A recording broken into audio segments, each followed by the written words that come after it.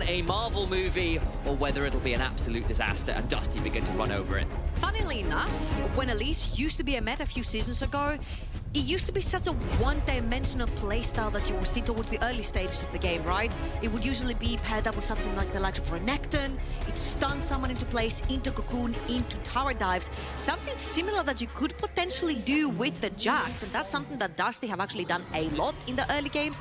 They do pile up in the same bush all together, trying to catch someone off guard. But let's stand a little bit further behind from the drafts and let's talk a little bit about the teams and how they ended up here, because JDXL and Dusty have had completely different trajectories.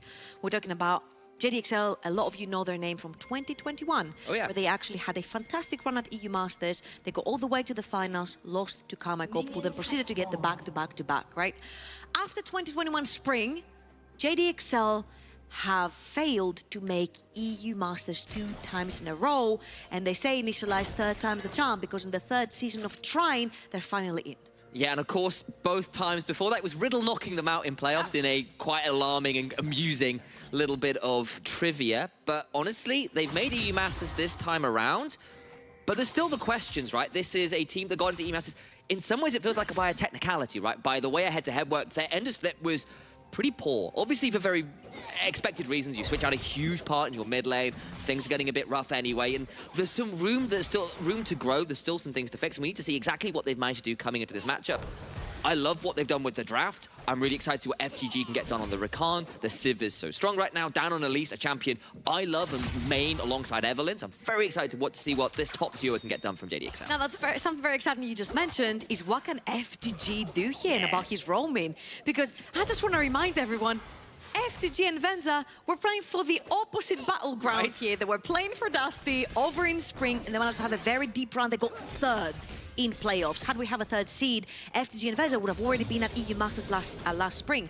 But right now they're playing against their ex-team, against their ex-coach. Cries? Oh, nearly gets the solo. Elise gets the flash out of Curb as he goes towards the Mega. Now remember, Elise, as you can see, pathing towards the top, has got red buff but not taken blue, looking to make sure this dive happens. That ward early will spot this out happening, but Graves is a long way off, and I don't know how easy this will be to respond to. Curb now out of Mega needs to be afraid. Here's the thing right here, we need to keep track of mid lane priority as well, and I think the main objective for Down right here is not necessarily to dive and kill Kerberos, it's to deny experience and gold from a player that has traditionally, oh my god, has traditionally put and absorbed so much pressure towards the top side of the map.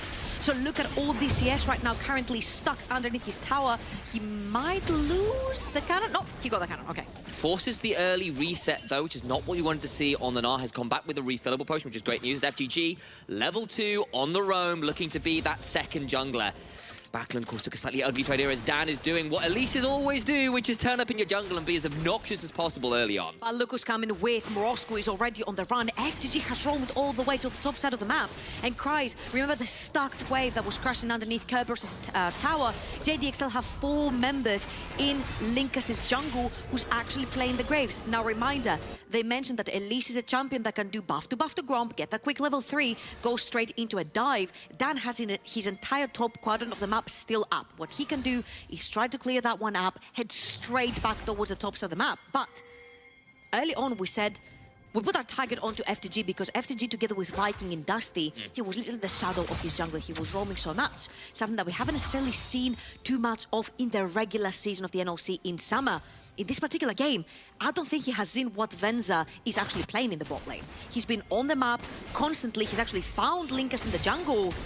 Morosco coming over, and of course, Raptors just respawned. Linkus looking to see where they can get in on these. Of course, did have his red buff stolen. Sten's coming over, and that is the level advantage down around as well. But I think these Raptors are probably done for at this point. Dan might get a smite off here, but he's unlikely to be able to claim any of these chickens. Smite away from Linkus, who will take that opportunity. That's always the fear with something like the Elise. You don't farm as quickly, and these kind of invades can hurt. And that was a level 2 camp as well. It was the second spawn of these wraiths, if I'm not wrong. Yes. So Linkus got a bunch more from that one, and the topside jungle for Dan has still been uncleared. Crash with a flash. Dan, of course, still has the red because he stole the other one. Will have an opportunity to flash here. Curb, no flash. I think he's hopped already. Dan will decide not to go on in. That's a few attempts and look-ins now that haven't really amounted to too much as this, Elise. Yeah, and FTG is on the roam yet again. Level 5 for Buckland. Does have his flash available. But if Morosco lands a chain right here, there would be a chain of CC coming from FTG. Dan still level 3. They're looking for Buckland. Stand on the side, though, will make this a 2v3. Flash out of Backland, and that's the end of it. During all this, Linkus on the Graves. We all know how disgusting Graves is and how quick he is at farming jungle. Right now, Dan is hitting at 22 CS. Linkus is sitting on 34. He's an entire level up at this point, and Dan's topside jungle still at level 1. He has not touched anything but the Gromp that just respawned. Yeah, there's still that blue buff, still those walls. He really wants to get through and clear that out now. And that will unfortunately mean that nice attempts there with the red buff, but they didn't get to all that much. Now Linkas looking to do what Linkas does on Graves, which is turn in and power farm everything that's left up. The cleaning surface is in. And what do you know? There's a lot of dirt and buffs to pick up. Yeah, thank you very much for clearing that level 1 blue buff, I guess. But the thing is that here, Linkus is gonna take the second spawn of the Gromp as well. These Graves will be so strong so quickly, and the Elise so far 6 minutes into the game hasn't come into fruition how you wanted to. The top lane dives, the mid lane shenanigans that we've seen. Been a while. Skirmish on both sides of the map. It's a flash out of Linkus on the top side. A Stend goes in, has now been ignited. Gravitum used there with the binding eclipse, trying to turn this one around. Denvoxne taken semi-low. Does now have to force the heal. Turnaround beginning to come through. Venza popped the ghost earlier on. FGG appears to burn Flash and Ignite at some point. Linkus does get out, though, of the other side of the jungle, despite having had popped his Flash as well. And the heist is successful, even if he doesn't get the Gromp. And looking at the bot lane, let's bring up some stats for the two AD carries, because when all the heat is happening on the other side of the map, then Voxney and Venza have been farming down the bot side. Now, kills at 10, 16 for Venza versus 11 for Denvoxne. I know we make a lot of the meme at Venza dying level 3 and how many deaths he can get into the league, but this guy has one of the highest kill threats as well in the game for JDXL. And Denvoxne, on more of a role of a weak sider, if you will, you can see it from his gold at 10. He barely averages 6 gold more than his opponent. Yeah, exactly. And as we say, like Venza, like, while we kind of rightly, I think, sometimes criticize some of those level 3 deaths, actually, often those are from being really aggressive in lane, playing that LPL style kind of, I will go in and fight you, and that comes with some risks, and it's burned XL a little bit more regularly when you have to be a bit more consistent, take up a more consistent role with the changes in the squad. But at least on paper, we know how this guy plays, and we know how he played last playoffs. It was pretty damn phenomenal alongside FGG, and here on the Sivir, on this new pick of the month, we'll see what he can get done. And talking about the bot lane, I'd like to say that FTG is copying Kiba's homework, but he's not making it too obvious. He presses his B button and he literally roams everywhere on the map. He's been top lane, he's been bot quadrant of Linkus' jungle, he's been mid lane very consistently, where Stand is as well. Might be looking for the 2 versus 2. Both supports extremely underleveled due to all the roams that we've been seeing, and a level 6 Graves shows up. Big hook, but of course Dan still has both the flash and the repel, so won't come too much at this point, and Dan traded out a lot of that farm as we saw earlier on, has yet to really make too much of it, but now with the Herald spawning, it might be an opportunity to use some of these early spikes. And I'd say, looking around the map, we can all agree that there's a bunch of scaling for JDXL. The Jax, the Silas, the Sivir, looking on the other side, the Graves, the Akali, the Aphelios, all gets a big double knock-up with the Grand Entrance, but Linkus coming over. This could be a lot of turnaround damage. Venza's here trying to turn this one around best he can. Linkus going to keep stepping forwards, but won't get too much done. Flash out of Mirage Q and nothing else, really. So the point I was trying to make is the fact that the only thing that doesn't scale very well into the late game is that picture-in-picture champion, and it is Elise, piloted by Dan. The reason this champion is usually picked is so he can snowball another champion further into the late game in the very early stages. And that, for me, would have most likely been the Jax over on the top side of the map. Now, all this time and resources spent to take that Rift Herald, you would usually get 2 to 3 tire platings. Then Voxne has naturally taken these himself without a Rift Herald needed, without time spent on the top side of the map, by just shoving in his wave, taking these resources for himself, and playing that Aphelios. Now, of course, the argument can be made that Aphelios and Sivir are pretty similar. They both can hypercarry really well into the late game, but again, my only worry right here is that Elise has not really achieved much in the early. However, does now have the Herald and has got room to make a play. You throw down the Herald, and Elise, notoriously one of the best tower diving champions out there because of her ability to both throw CC, use the flash, use the repel to drop or gain aggro as needed.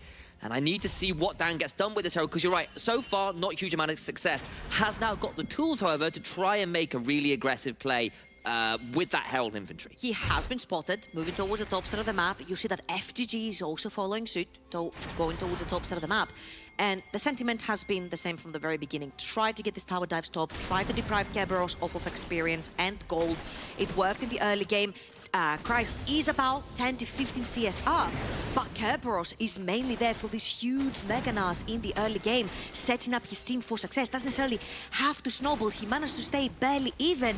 He'll be fine in team fights. We'll sort of quickly eye on Linkers here as well, who's decided that he wants to take both a knife and a gun to a gunfight because he's filled his inventory with every sword and dirk available to power up his shotgun. Knows exactly what he's after, which is early AD as fast as he can get it. Isn't that what Gangplank does? Yeah, kind of semi-similarly. Yeah. And you know, obviously, as it stands, Dusty, as was said on the desk call, look, they are really happy they can keep things stable early, and thus far they have managed to do so. We've asked JDXL whether they can make something happen sooner or later, and feel like they've kind of got a minute or so to make it happen, or we are getting nervous. I'll give you the #1 most visual and obvious improvement on JDXL. Yes. Venza has not died. He has not, that's very true. The meme was unfortunately realistic and has survived now to level 8 with no problems. In fact, they're going to come down bot side, force Denvox to use the heal. Just have the flash, the repel forwards, force a flash straight out of Denvox as well with the flash cocoon. But Standy's around, and if you look at the bot side, River Buckland is on his way as well. Moscow will have his TP up and available really soon. He will be able to TP into friendly towers only, but all in all, trading flash for both Summoners Fold and Voxne is quite worth it right there. You give a lot more gold to your Severe as well. Unfortunately for Price, Counter-Strike will not land onto Kerberos for the trade, but all in all in the bot lane, it's a pretty positive trade for Venza. You see Venza has got the call in his inventory as well, has almost been able to cash the money off the item, getting a bunch of tower platings, and very importantly, if we look, 3 minutes 40 at this point that Voxne will not have his flash available. That could be a window that Excel can abuse to try and take that team fighting into that Aphelios. Put a pin in that. We'll come back to it as those fights come up. I agree that is a very valid point to keep our eyes on. Of course, there's Aphelios. Doesn't have the greatest amount of a protection here. He's got the hopes of a Meganar and a Nauta to try and survive against what could be quite a lot of onslaught. But Dan is continuing to try and make plays happen. Thus far, no one has died. This might be an opportunity, though. Cocoon crunched away from, repel forwards, gets a slow with the chilling smite. I'm not sure they're going to be able to get too much more. We'll back step away from the Meganar, but once again, no kills secured. It's just driving the Gnar out of lane. This is starting to become worrying right here. Linkus' CS difference keeps growing and growing. 30 gold in the lead right here. He's gonna be able to take that red buff as well for himself, raise that spawning.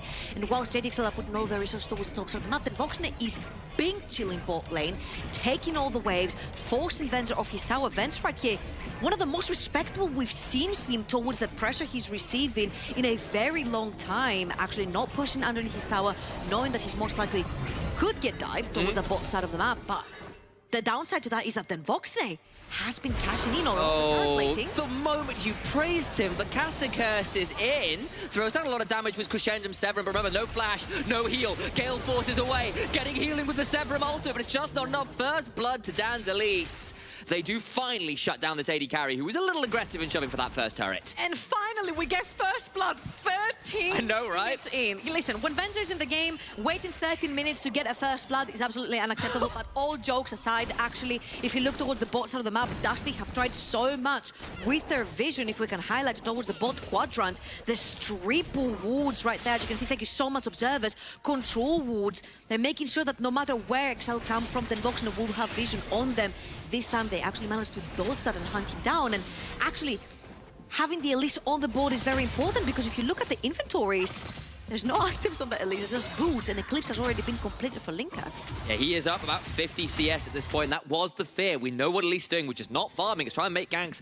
Only one really successful at this point, but it is an important one. You're right. There was one path of vision where you had to skirt around the absolute bottom of mid lane, straight across the top side of the jungle, and then get towards the bot lane. Then Voxne thought he was safe. He was very much not, and that was some really good bits of, you know, Metal Gear Solid there in the cardboard box to try and get towards that bot lane. Again, JDXL down together with FTG trying trying to get that gank towards the bot side of the map. There is no flash on their Yeah. so he's naturally the target for the later on ganks to come, but their vision has been absolutely stellar towards the bot side of the map. And what does that do? That means that Dan is wasting time. Linkas keeps farming his entire level up. Price Flash stun, gets the Grandmaster's Might, but he won't quite get it with the auto reset.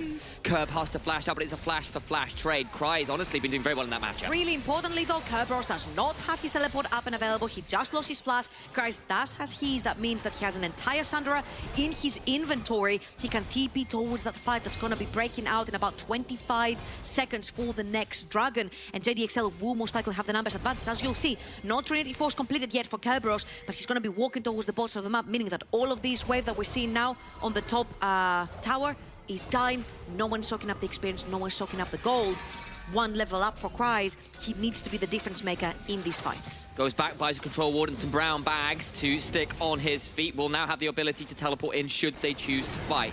JDXL are around and about, but they don't really have any control or vision in the river. It's just going to disappear. There he goes, down and out. They decide against going for a really aggressive contest, and they'll just trade the 2 early dragons for now. Yeah, and I think JDXL should technically look for that second Rift Herald, trying to open up that mid lane. Usually, when there is anything but a strong wave clearer in the mid lane, you want to be using that Rift Herald to open up mid as fast as possible, because then it's very difficult for melee champions like Backland or Yakali to overextend into the mid lane, and it also allows a lot of pick potential when you have an Elise. On the other hand, for Dusty, they're more than happy to stick their fillers in that mid lane, have him perma-shove in these waves, whilst JDXL are doing the second Herald. Quick, taking that pen out of the flash on Voxnay, as it has now come back up. They decided not to fight on that one, so worth keeping an eye on that one being back up and available. And as it stands, Dusty staying just ahead in goal, actually, which is obviously not what you necessarily want to see when you're running the Elise early on, but you scale pretty well with the Sivir, with the Jax, with your Silas. When you see what they can get done with that Herald, you ask for the mid lane to go down. We'll see whether JDXL can group and make that happen. Talking about grouping, keep things stable. What have you got? 4 members of Dusty, and they started very, very fast moving towards the top side of the map to try, of course, Cries, to try and stop Cries from sieging that tower. And so far, it has been Kerberos. Of course, the bot lane tower was literally 1 HP, but he was able to transition towards the bot side of the map. I think he had to walk all the way from base to take that one down. And now they've put Akali, that has a rocket belt that is pretty strong, level 11 to level 11, into that Jax. Talking about into the Jax, Jax has not been alone pretty much the entirety of this game. Dan and FTG this time are gonna go completely unspotted here. There are no wards, so if Cries manages to get that stun... Control, they're gonna get a cocoon afterwards into the charm afterwards, nowhere to go, trying to extricate themselves, and does manage to do it with the shuriken flip. And the ultimate. Didn't have enough vision. Didn't have enough vision, but Akali is extremely slippery, and Venza has stayed in a very vulnerable position yet again. He has his flash, he has his ghost, he has his shield, he has to flash over the wall. Has to play for best he can, get over the wall, but a collateral damage won't quite be enough. Binding Eclipse, not quite there. Venza survives on 38 HP. Venza blows both his summoners, but so did Stend and Linkas, and JDXL are looking. Rosk on the flank. Can look for it. Kerber with Meganar makes this a dangerous position to come fighting in, and both ganks don't quite pay out, though JDXL have to pay a higher fine in summoners. This is such a classic game 1 of a best-of series. Both teams have the tools to play aggressive if they want to. Wait, Ackland's super low. He's got a stolen depth charge. So much damage. Clever little play. Can't quite make it work. Waiting for it. Tries to get away. Surely has it. Flash. Chain Lash misses. But what about the follow-up afterwards? Lands at the ultimate. Not quite enough. 28 HP. They can't keep getting away with it. Backland, the master of deception right there. Whether he's on LeBlanc or not, waits until the last second to use his flash, tricks Mrosku, plays that 1v1 to perfection to try and get away alive. And also Backland, what a story, what a development, what a glow up it has been for him from spring all the way to summer. From being one of our mid laners in the middle of the pack, I would say, in spring, to potentially solidifying themselves to #1, along with Tempt, towards that top of the leaderboard. KDA, CS per minute, death percentage very low.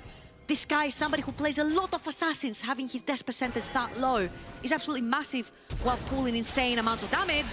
Oh, never mind about damage, we've got a flash cocoon into the charm, and FGG gets a hold of Stend. Turnaround from Devin Voxney is decent, but Dan managing to start landing some of these more important picks. Stolen Gnar ultimate won't come to fruition as Kerberos will use his own version to escape from under the tower. I think it's very clever if Morosco actually keeps the Gnar available for himself because Linkas is lurking around. Linkas is slowly but surely going for that flame horizon, if you will. He's very close to it. Levels up onto the Elise, and they might actually try to pull the dive. Remember the Gnar onto Morosco's Silas. Will he even be able to use it? Lands it onto, oh my god, never mind. No. Collateral damage just takes down Morosco. Is like exactly that. He was an afterthought there. And I'm trying. I'm really trying to see what the Elise have achieved in the early game. And I think that the pure victor out here is Linkas on that Graves. He's not been challenged at all in his jungle. He's not been pushed out. If anything, he's been gifted extra quadrants because that Elise is consistently trying to make plays on the map. Yeah. And he allows for the pressure inside the jungle. Now, of course, Dan has to use that Rift Trail in the mid lane. I don't even know if it's going to crash because Linkas is there, Stand is there, and then Voxne. There's 4 members. If you look on your left side, Kerberos is actually flanking. Doesn't have the Mega now, but he's very close. Looks like they will just about be able to get the charge off, so there it goes, but they won't be able to secure anything like the tower. Now it's a 3v5 in the mid lane. The JDXL are going to back away from it. Dragon is spawned, and they want to try and fight, but they just don't have control of the river. With Mega Gnar coming up, this is a very dangerous choke point to approach. And I'm not sure how long Morosco will have that Gnar for, because remember, he picked it up all the way from top lane. It's actually run out.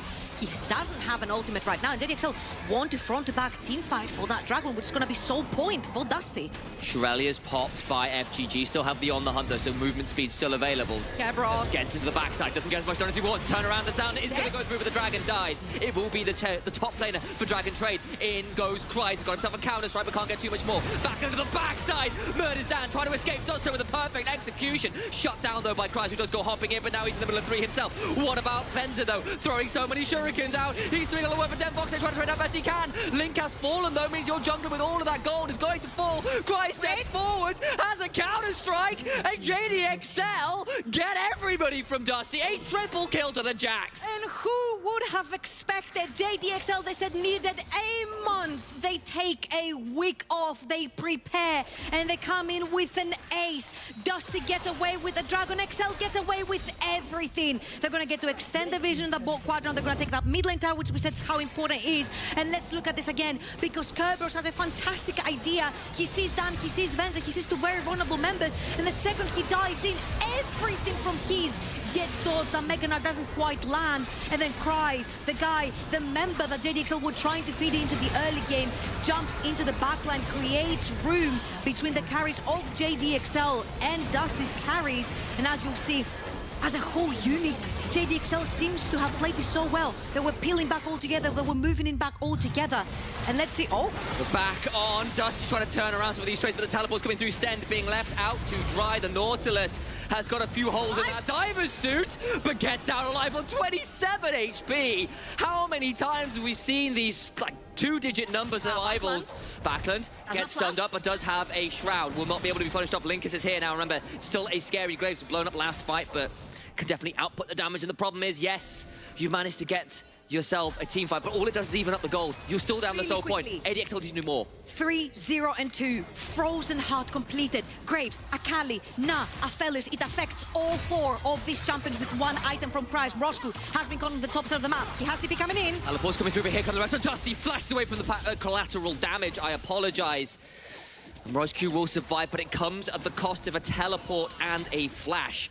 Critical tools when you've got yourself an Infernal Dragon, which will be soul point for Dusty in 2.5 minutes. Absolutely, and again, I'd like to see, because we didn't have time, the recipient of the kills and the gold. Because if you look, that Sivir has 2.5 items, almost 3. That Infinity Edge is almost completely full. The set of Venza on the other hand side. Then Voxne, talking about Voxne, never mind that, because Kreis is a little bit too deep. Yes, indeed. Kreis got that triple kill earlier. He's doing very well. And JDXL looking to continue shoving this one in. Dodges the Dredge line with the repel, and now Stend is in deep. That's a 4v5. And no paddle to get himself out of that one. That's a 4v5 right here, initialized. gonna try and play it out best they can. Christ throws down the counter-strike, will hop away. But remember, there's still some ability to try and run after them, but they get the kill, they get out, they can go back to the turret, and JDXL keep getting wins here. And look at the macro, look at mid lane. JDXL are pulling a 4v5 towards the top side of the map, knowing that Dusty does not have crucial ultimates to hit back, whilst Roscoe is hitting that mid lane tower, pushing in that wave constantly. Then Voxney does have the Moonlight Vigil. We'll get that and can use the Binding Eclipse here to root him in place. Then Voxney coming over with Severum and Infernum. Linker's looking to hunt him as well. We'll have a blast code. Gets over, and Roscoe is now on the run, on the retreat. Flash forward from Linkers to start getting down those auto attacks. End of the line ensures a death for the JDXL mid laner. Yeah, and so far I feel like Roscoe has been used as a bait on the other side of the map for JDXL to try and act as a 4-man unit. But the Sylas here is such an important and pivotal part of your team fighting. You steal an Gnar ult, you steal an Akali ult, you steal a Nautilus ult. You can pin people down. You can be so slippery with the Akali ult as well. He's so important for the team fights to come, and so far Buckland has had his number, whether it is in team fights, whether it is on a side lane. Buckland has always been looking and searching for that Sylas to try and take him off the map, and that's very important when you play an Akali. When you are locking in the Akali, you're looking for these important squishy members on the opponent team, and you take them down in team fights. And it's also really critical to note that JDXL have got themselves the win condition now. They've got this Jax online. They've got Sivir to 3 items. Got both a team fight and a split push option, even if, honestly, the mid jungle hasn't had the games they were hoping for on this Sylas and the Elise so far. Of course, Dusty got themselves at Soul Point. That's a Hex Soul as well. They're hardly out of this game. Look at the Graves, for crying out loud. It is pretty much at that Flame Horizon. In fact, as I speak about it, there it is. There it is. So they've definitely not exactly out of this game. But from what felt like XL not getting anything done, they've got themselves a lease in this game. And the funniest thing that always happens when a team has 3 dragons and they're fighting for Soul. Oh, hold on. Maybe we don't have time because Dan flashes for the cocoon and they get the pick. That's a dead AD carry, 3rd death of the game for the Aphelios. I was about to say, when you've got 3 dragons, you can say, screw Soul. We're going to play for the Baron, push our waves, and then take Soul in the next 5 minutes because we're going to be stronger by pushing in these waves with Baron, maybe get a few more towers, a few more vision wards down. But right now, your tool for taking this Baron so quickly, if your Dusty has gone down, JDXL find the pick right there, then Voxnet just about did not have his flash off of cooldown. Really nice timings right there from JDXL, and Dusty are still keeping their win condition. They have the 3 dragons. They can very quickly delete that Baron off the map. So one wrong move from JDXL, 1 member falling down, could mean the end of the series. What was a right move not a game, there? not series. Okay, not that I was going to say, well, that was quick. And so we're doing best of ones now for playoffs. Sorry, Everything on one game. Listen. I have made a bet about a, have you? A particular fast food chain. Another one? With Ashram, yeah. Have you won one of those bets yet? No. What was the Listen, bet, Georgia? So just so I know exactly what to vote against. It's F for effort for me, okay? I'm putting in the effort, but I'm getting an F every time. All right. Finish the bet. I will quickly point out that Anathema's changed 3rd on the Jax. Interesting choice. Bit more of a team fight option. Lock down the AD carry, probably. I'm just going to guess. But this Anathema's chains has gone on to the Akali. Surely. Having the Frozen Heart right there and having the extra armor, you definitely that. want to be negating the only other profile of damage coming through. So the Anathema's chains, there you go, linked onto the Akali instantly. Makes a lot of sense. That means that when Kryze goes in, he's pretty much invincible against both. That's a really smart call and immediately proved true. Nice little bit of sleuthing there from my color caster, and we're going to see some contest for this Baron Vision, and JDXL, to be a little wary of the fact that Dusty are here in force. But Dan, still no flash. We'll have the repel, of course, but Usually, when you have a split pusher, looking on the map and you're like, okay, where are wards that could potentially affect the fight, where Kryze or whichever Kryze can TP to for potentially a flank or fight in the backline? Right now, XL don't really have any. They've got a control ward over in the top lane in a bush, but that will be a way long way away from the fight. So by the time Kryze is there, somebody would have most likely already died or somebody's down. Now, talking about fast Barons, XL might even want to take the 50-50 or even turn the fight. Kerberos could be pulling his TP. He does have the Mega Gnar currently. It's not DPS weapons with Voxney, but it is big AoE ones. Gravitum Infernum, see whether they can make something happen with the more leverage. Just Kryze on the side with the counter-strike, force the flange out of stand. He'll leap strike over, but he's very deep. Where are the rest of Dusty's Linkers? Taken so low, this fed Graves will live up to his namesake. He's just dead to right. Kryze following Voxney. He's got nowhere to go. Just so much damage, completely unstoppable, implacable, a Terminator. As Backlund at least deletes the AD carry, will force the Zhonya's out of down, but cannot lock down the kill. He can come back in. He has the R2 onto his Akali, but he's not going to quite pull the trigger. JDXL, that's what they wanted, right? They didn't necessarily want to take the Baron, which they can very quickly. Elise, notoriously known for taking neutral objectives so quickly, especially with the attack speed through the spiders, the AP damage that she does, together with the CV. You can ban down that HP bar of the purple one really quickly, but the objective right here was to pull Kerber's TP, or even make a pick, and they actually managed to get both. Kerber's TPs into the fight, they kill Linkers, they'll kill Den Voxne. I feel bad for Den Voxne right here. He tried so hard. He's underneath his tower, he's really trying, and he's just playing against one Jax. But again, that one Jax was the subject that JDXL wanted to focus in the early game, depriving Kerberos of a farm, giving it all over to Kryze, and hoping that later on Kryze was going to be this machine that would push away a carry from Dusty. And so far, he has achieved that. Absolutely has, and this is a game, honestly, where after the early game was very quiet, I got very nervous, as now we're looking at a Jax who is 5-0-4, got a triple kill in the first team fight. That's scary to A say. lot of the things that on paper should have meant, oh dear, JDXL are in trouble here, haven't come to fruition. Honestly, credit to Dan for playing out these mid-game picks on the Elise, following up on what both Kryze and FGG have started up, and now they're continuing making Dusty's life very difficult. Yes, there's a massive amount of gold in this Graves inventory, but he's died a few bit as well. Really quickly, I'd like to point out the difference between the two AD carries, because Venzer is 2,000 gold ahead, and Linkas actually had his number right there. They really want him dead. Slowly but surely, under the radar, Venza has been picking up CS, He has been picking up levels, he has been picking up these items, and he's now sitting one level above than Voxne, who's one of the main carries for the side of Dusty. So, coming team fights to come, we're looking at Backland, trying to find the targets. Can he assassinate Venza? Can he take him out the picture? Because this Sivir has been a big problem for Dusty. Absolutely has, and we've seen exactly what Sivir can do. There was, on the Friday, there were 3 pentakills in 24 hours in 3 different leagues.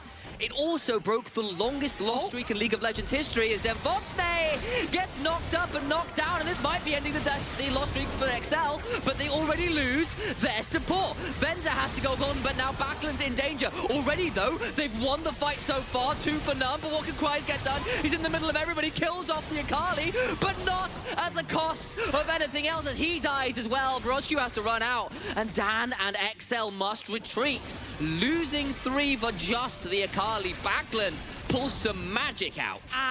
JDXL overreached right there, and Dusty cut their hands straight off. That this is going to be soul for Dusty as well. The Dragon has just come up, and XL had no business picking up fights like this with 2 huge objectives on the map, giving Hextech over to Dusty.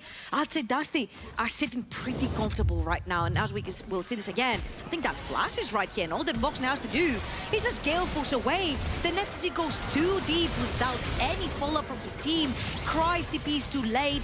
Venzer's too late on his hourglass. He's lost too much HP, sorry, the stopwatch, and Backland gets in and gets out. He's the only one who's going to pay with his HP Baron. Right here, you'll see that not only the Hextech Soul is going to go to Dusty's way, he's also going to be the Baron. Kryze? Oh no, he's been spotted as well. This Jax is not even there, because it's Broscu in there, who dies as well. His 4th death of the game, and from a game that felt like JDXL has suddenly gained command. They lose Soul, they lose Baron, they lose members, and Dusty now in a very deadly position as Den Voxne hits his 3rd item, and this game right back in Dusty's hands. Also, real quickly, if we look at the level discrepancies, Kryze was ahead. Kerberos sitting level 17 versus level 16 of Kryze's Jax. This is the Jax that needs to be shining in these teamfights, and Kerberos has managed to get an entire level up on him. 2 levels deficit for Dan in the jungle as well. Linkas has been perma-farming with his Graves. He's been absolute nuisance 4-2 and 4. He has a bounty to his name. Does so much damage onto the champion, and right now the Elise is pretty much a stun bot. It's a worse iteration of an Udyr right here in Isolation, which I never thought I would be saying this for a champion, but that is the case. The only saving grace right here for JDXL is that they have Sivir, and Sivir perma-wave clears so easily, which means that even with the Baron, Dusty might find a little bit of a difficulty trying to shove in these waves underneath the towers. What Dusty really need to do right here is try to focus on 2 lanes of pushing, which means that Sivir can only be present in one, and then you push the other one where she's not there. And of course, Linkas on this Graves at 4 items does a fair amount of his own shoving at this point, so potentially just send him up against the Sivir and trade out the wave clear while this kind of happens in another lane, right? They get another one, they're going to try and rotate round towards this mid lane to secure another tier 2 as Kerberos shoves in the wave in the bot lane, and someone from JDXL will have to respond to that. Dan and FGG around the corner, maybe looking for another pick opportunity, but the last one went so very poorly. They've got to be so afraid. Venza, 4 items, GA in inventory. Be hard to pick off, but even so, you can't be too disrespectful as Backland and the rest of Dusty begin to group in mid lane, warding off this Jax on the side. And Dusty are trying to find ways to open up the map, and they're doing this flawlessly. They keep focusing and targeting the lane where Sivir is not in. Venza was bot lane, they were pushing mid. Venza was mid, they were pushing top. Now this time, the bot lane wave had already been pushed up by Kerberos. Kerberos is gonna go mini, so maybe that's the chance for JDXL to maybe try to find an opening. But Cries on the side cannot quite find the angle. And on the hunt was Pop, but a slow from the Hexol negates a lot of that. They get to walk back out. And Dusty, off one little team fight, suddenly take command of the entire game. The cost was 2 crazy important objectives, and JDXL now have to play smoke and mirrors and try and find some ways back into this. In fact, objective bounties have spawned. Now they are that far behind in a lot of ways. Yeah, 4,000 gold, the deficit right here, the difference right here between the two teams. And right now, it doesn't necessarily mean much, because if you look at the carries, they both have 4 items, almost 4th item for Den Voxney as well. And we're gonna be looking at Den Voxney, at Venza, how long can they stay alive in these team fights to put down the damage? Does Den Voxney have the right guns in this iteration? He does have the Infernum for a big Moonlight Vigil to try and hit that huge AoE. And Hourglasses, Stopwatches, Guardian Angels are gonna come in clutch. 1 Hourglass, 2, 3, 4 for the side of JDXL, including FGG, 1 Guardian Angel for Venza. On the other side, we only have Stasis for the 2 carries, Buckland and then Voxney. How quick the reflexes will be right here might actually determine how the next teamfight will go, because we're almost 40 minutes in. The death timers are extremely large. In 2 minutes, there's Elder Dragon, which means that whoever wins that teamfight ends up winning the game. Fnatic would be proud. It's a death bush indeed. Cries though, gets onto the backline, gets a stun onto 2.